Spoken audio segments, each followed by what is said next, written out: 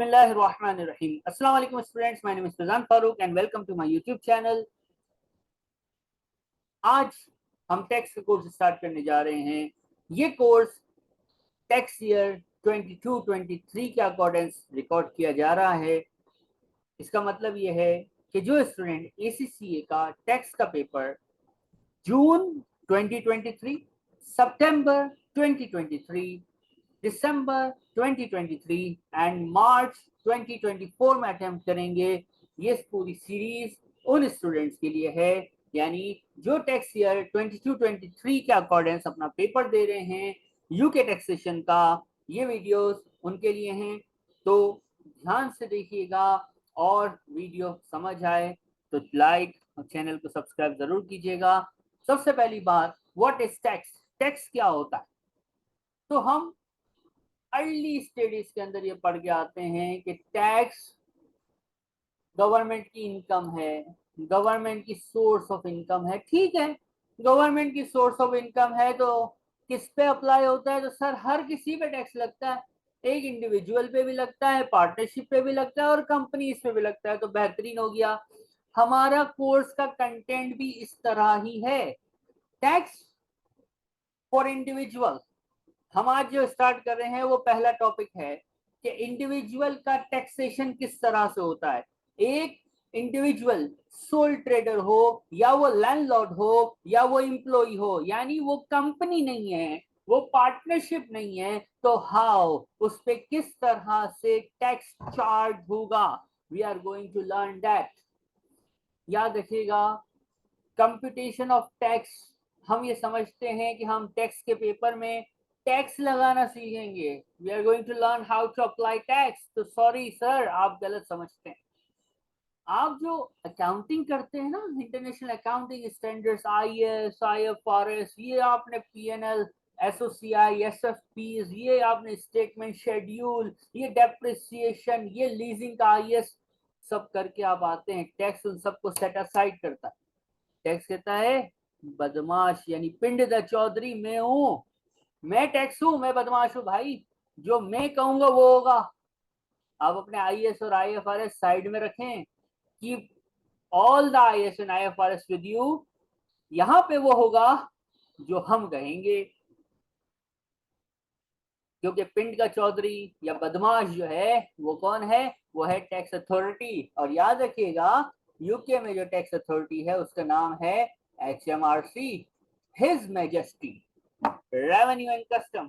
थोड़े टाइम पहले ये हर मैजेस्टी रेवेन्यू एंड कस्टम्स था, बट नाउ उनकी क्वीन की डेथ होने के बाद it's now his majesty revenue and custom. His majesty revenue and custom का काम होता है टैक्स कलेक्ट करना गवर्नमेंट के लिए, क्वीन के लिए या किंग के लिए, टैक्स कलेक्ट करना। टैक्स होगा तो गवर्नमेंट चलेगी ना। तो टैक्स हर किसी पे लगता है, हर किसी पे इम्पोज होता है। जिस तरह अकाउंटिंग में एक फाइनेंस ईयर होता है, अकाउंटिंग ईयर होता है, रिपोर्टिंग पीरियड होता है, ईयर एंड जिसको आप बोलते थे, टैक्स में भी एक टैक्स ईयर होता है। वो टैक्स ईयर हमारा, जो मैंने बताया आपको पहले भी, कि एसीसीए के जो जून 23, सितंबर 2023, दिसंबर 2023 एंड मार्च 2024 में पेपर देंगे, उनके लिए जो रेलेवेंट टैक्स ईयर है वो है टैक्स ईयर 22-23, जिसका फुल फॉर्म क्या होता है? इसका फुल फॉर्म होता है 6 अप्रैल 22 पे स्टार्ट होता है और 5 अप्रैल 2023 पे एंड हो जाता है। इंडिविजुअल के लिए हम कोर्स स्टार्ट कर रहे हैं। अभी हम एक पर्सन जो लैंडलॉर्ड है या एम्प्लॉय है या सोल ट्रेडर है, वो कैसे टैक्स देगा, हम उसकी बात कर रहे हैं। हम कंपनीज को बाद में देखेंगे, हमारा सेकंड टॉपिक होता है। तो इंडिविजुअल्स के लिए जिस तरह कंपनीज का ईयर एंड होता है, रिपोर्टिंग ईयर होता है, इस तरह इंडिविजुअल के लिए एक टैक्स ईयर होता है और टैक्स ईयर 22-23 है, जिसका फुल फॉर्म है 6 अप्रैल 22 से 5 अप्रैल 2023। ये टैक्स ईयर आपको याद हो जाना चाहिए, 6 अप्रैल 22 से 5 अप्रैल 2023, ये हमारा टैक्स ईयर है। अब टैक्स किस पे लगता है? टैक्स लगता है इनकम पे। अभी थोड़ी देर पहले मैंने कहा था कि आपको ये लगता है कि हम टैक्स कंप्यूट करने सीखेंगे, तो सॉरी, टैक्स तो आप कंप्यूट करेंगे लेकिन पहले अकाउंटिंग को, रूल्स को टैक्स मानता नहीं है, टैक्स के अपने रूल्स हैं। तो in accordance with tax rules and regulations आपको पहले अपनी इनकम कैलकुलेट करनी पड़ेगी भाई। यानी जो इनकम अकाउंटिंग से निकाली है ना, उस पे टैक्स नहीं लगता, वो इनकम रिवाइज होगी, सारी की सारी इनकम टैक्स रूल्स के हिसाब से कंप्यूट होगी और उसके बाद उस पे टैक्स लगेगा। क्या बात है भाई, पहले इनकम निकालेंगे फिर टैक्स लगेगा। तो वो हमारे कोर्स में वो कौन सी इनकम्स हैं जिनको हमने सीखना है। तो 3 कैटेगरीज हैं, यानी हेडिंग्स 2 हैं, कैटेगरीज 3 है, मैं बताऊंगा। पहली हेडिंग है नॉन सेविंग्स। नॉन सेविंग्स में हमारे पास 4 सोर्स ऑफ इनकम आती हैं। पहली ट्रेडिंग इनकम, यानी आपका सोल ट्रेडिंग का बिजनेस है और आपको प्रॉफिट हो गया, आपको प्रॉफिट हुआ, हुकूमत गवर्नमेंट आई और दे आर सेइंग प्रॉफिट किया है, जबरदस्त, हमारा हिस्सा किधर है, हमारा शेयर किधर है, यानी टैक्स किधर है भाई, टैक्स दो। सेकंड है एम्प्लॉयमेंट इनकम, सैलरी मिली F3 में, F2 में, यानी initial studies of accountancy qualifications के अंदर आपने ये देखा कि सैलरी अर्न तो बंदा ग्रॉस करता है लेकिन घर पे नेट लेके जाता है, टैक्स कट जाता है। तो ये जो टैक्स कटता है ना, ये कैसे कटता है, ये कैसे कंप्यूट होता है, ये हम देखेंगे एम्प्लॉयमेंट इनकम में। पेंशन मिलती है लोगों को, पेंशन पे भी टैक्स लगता है। आप लैंडलॉर्ड हैं, आप जागीरदार हैं, आप नवाब हैं, आपके पास प्रॉपर्टी ही प्रॉपर्टी है, उस पर रेंट मिलता है, तो यूके है भाई ये, यूके में रेंटल इनकम पे भी टैक्स होता है। ये पहली हेडिंग है जो रेड बॉक्स में लिखी हुई है, नॉन सेविंग्स। ये कॉलम बनेगा, फॉर्मेट अभी हम देख रहे हैं थोड़ी देर में, कॉलम बनेगा, उसके अंदर ये चारों इनकम आ जाएंगी, इस पे हम टैक्स भी लगाएंगे और इन इनकम को भी कंप्यूट करना सीखेंगे। सेकंड है हमारे पास ग्रीन बॉक्स, जिसके अंदर है सेविंग्स इनकम, जिसको इंटरेस्ट हराम कहते हैं, कि इंटरेस्ट अगर किसी को मिला तो गवर्नमेंट उस पे भी ले लेती है क्या, टैक्स। डिविडेंड, किसी को डिस्ट्रीब्यूशन ऑफ प्रॉफिट, यानी किसी ने किसी कंपनी में शेयर्स खरीदे हुए थे, कंपनी का ईयर एंड हुआ, कंपनी ने डिविडेंड दिया, उस पे भी गवर्नमेंट लेगी क्या, टैक्स। तो अभी हमने सिर्फ ये 2 बॉक्सेस डिस्कस किए हैं, पर्पल बॉक्स थोड़ी देर बाद हम आएंगे इस पर वापसी। ये एक छोटा सा प्यारा सा फॉर्मेट है इंडिविजुअल की टैक्सेबल इनकम कंप्यूट करने के लिए। ये फॉर्मेट हम प्रैक्टिस अभी करेंगे और मैं ये रिकमेंड करता हूँ जो भी हमारी वीडियोस देख रहे हैं, वीडियो को लाइक जरूर कीजिएगा और जितने भी क्वेश्चंस मैं करवा रहा होता हूँ उन सारे क्वेश्चंस को रीडू, रीडू मतलब दोबारा से एक्सेल पे सॉल्व कीजिएगा। कॉपी पेंसिल पे करने की जरूरत नहीं है, बिकॉज आपको पेपर एक्सेल पे देना है, नोटबुक पे नहीं देना है। तो एक्सेल हमारा क्या होना चाहिए, स्ट्रॉन्ग। अब ये फॉर्मेट कैसे बनता है, इसको हम मेन फॉर्मेट बोलेंगे, इसका कोई नाम नहीं है, कंपटीशन ऑफ टेक्स्ट का फॉर्मेट है, हम इसको मेन फॉर्मेट बोलेंगे। तो एक क्वेश्चन आपके सामने है, इसको जरा रीड कीजिएगा प्लीज, ताकि हम इसको स्टार्ट करें।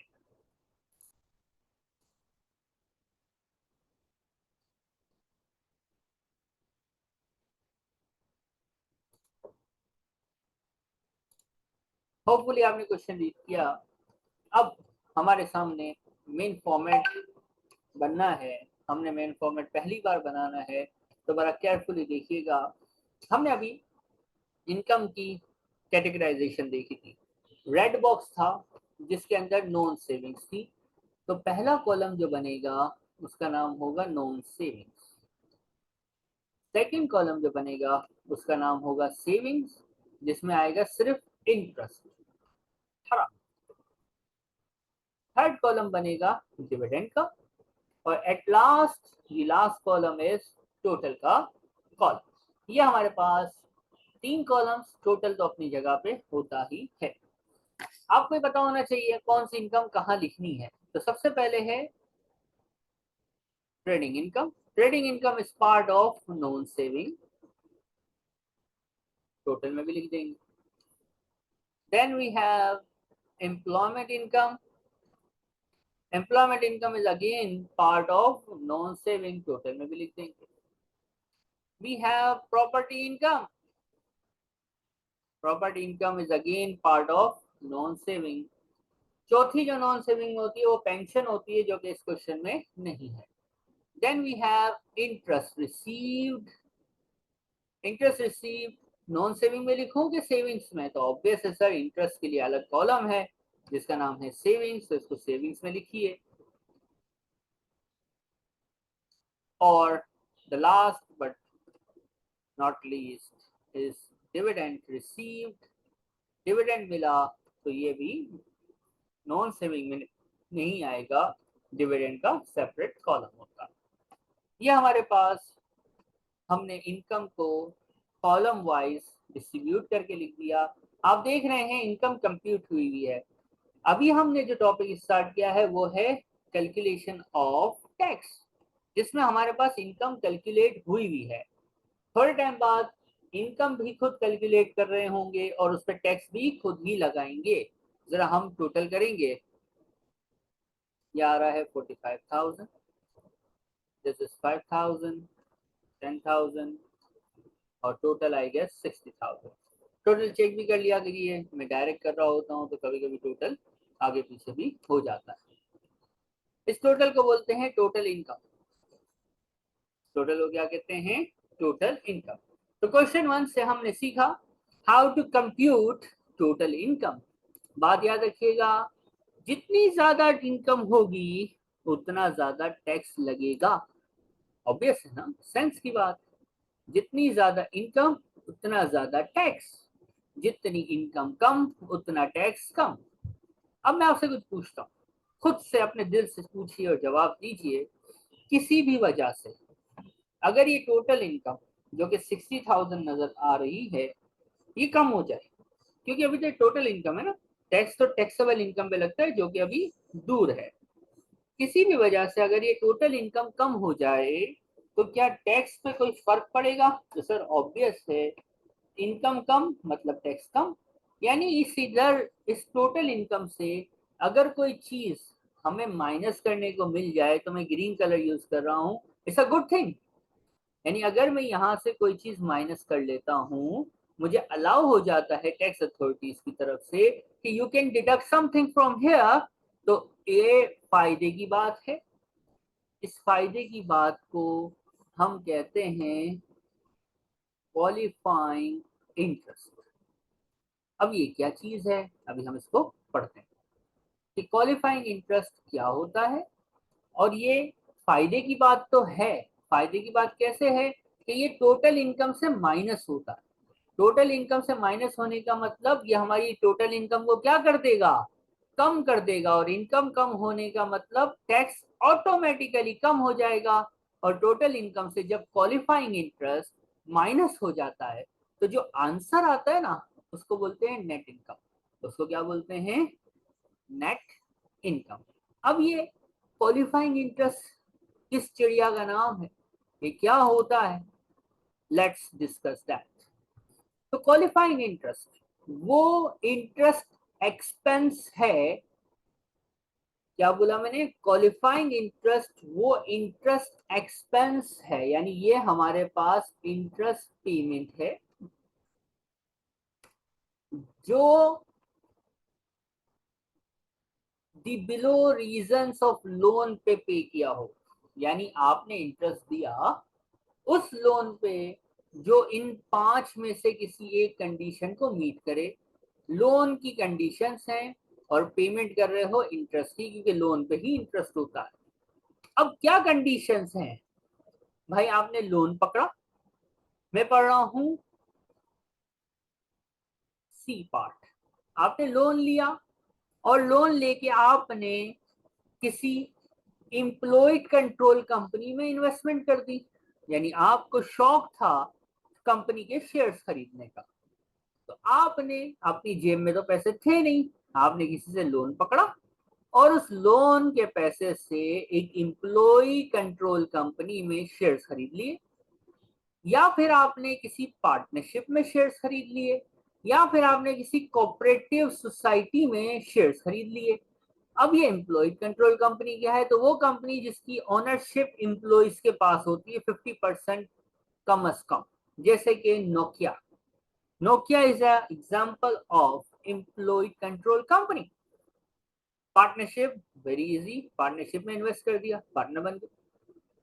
कोऑपरेटिव सोसाइटीज, आपने अपने F1 के कोर्स में पढ़ा है, कोऑपरेटिव्स क्या होती हैं? छोटी मोटी मेंबर्स जिसके होते हैं और किसी काम को करने के लिए होती है, उसमें अगर आपने इन्वेस्टमेंट किया, यानी CDE का मतलब है आपने शेयर्स लेने हैं या तो एम्प्लॉय कंट्रोल कंपनी में, या पार्टनरशिप में, या किसी कोऑपरेटिव सोसाइटी में। अगर आपने लोन इन तीनों में से किसी भी रीजन के लिए लिया है, तो उस लोन का जो इंटरेस्ट होगा वो आपकी टोटल इनकम से माइनस हो जाएगा, which means is going to reduce your total income. और जब टोटल इनकम कम होती है तो टैक्स ऑटोमेटिकली क्या हो जाता है?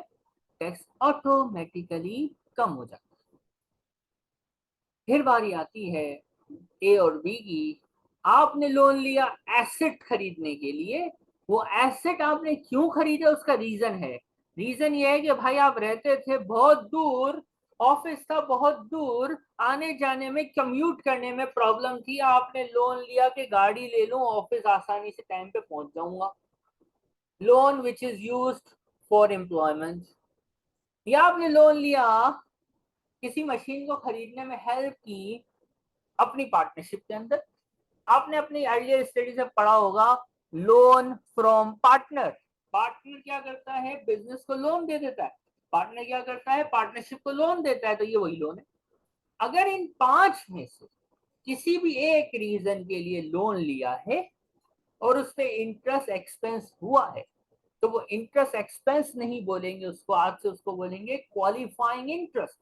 सर क्यों इंटरेस्ट एक्सपेंस नहीं बोलेंगे, क्वालिफाइंग इंटरेस्ट क्यों बोलेंगे? तो मैंने पहले ही कहा था, पिंड चौधरी HMRC है। जो HMRC बोलता है, अगर पास होना चाहते हो तो वैसा ही करो। टैक्स में we are following the finance act. हम रूल्स को फॉलो कर रहे हैं, रूल्स अप्लाई करना सीख रहे हैं। रूल बना क्यों था, इंटरप्रिटेशन क्या थी, हम टैक्स कंसल्टेंट बनने नहीं जा रहे, हम पेपर पास करने जा रहे हैं। तो हमें पता होना चाहिए कि ये हो तो यूं होता है, ऐसा आए तो ऐसा करना होता है, इस तरह से अप्लाई होते हैं रूल्स। हमें एप्लीकेशन ऑफ रूल्स आने चाहिए in order to pass the paper with good marks. तो ये कंडीशंस आपको अच्छी तरह याद होनी चाहिए। अभी हमने एक क्वेश्चन किया था। उस क्वेश्चन में अगर हम एक छोटी सी मॉडिफिकेशन करें, देखिए क्वेश्चन 2 बन जाएगा। पढ़ेंगे क्वेश्चन 2 में क्या चेंज नजर आता है। थोड़ा सा चेंज, छोटा सा चेंज, पढ़िए। एक लाइन हमने बढ़ा दी, हमने लिख दिया कि भाई हमने इन्वेस्टमेंट कर दी किसी पार्टनरशिप के अंदर। तो यही हमारा क्वेश्चन था पुराना, 15, 25, 5, 5, 10, टोटल इनकम तक तो सब सेट था। अब जो इंटरेस्ट पे किया है, क्या ये इन पांच में से एक कंडीशन को मीट कर रहा है? ये जो इंटरेस्ट पेमेंट है, पांच कंडीशंस क्या थी? इन्वेस्टमेंट इन employed control company, cooperative society, asset खरीदा पार्टनरशिप के लिए, एसेट खरीदा एम्प्लॉयमेंट के लिए, और एक कंडीशन थी इन्वेस्टमेंट इन पार्टनरशिप।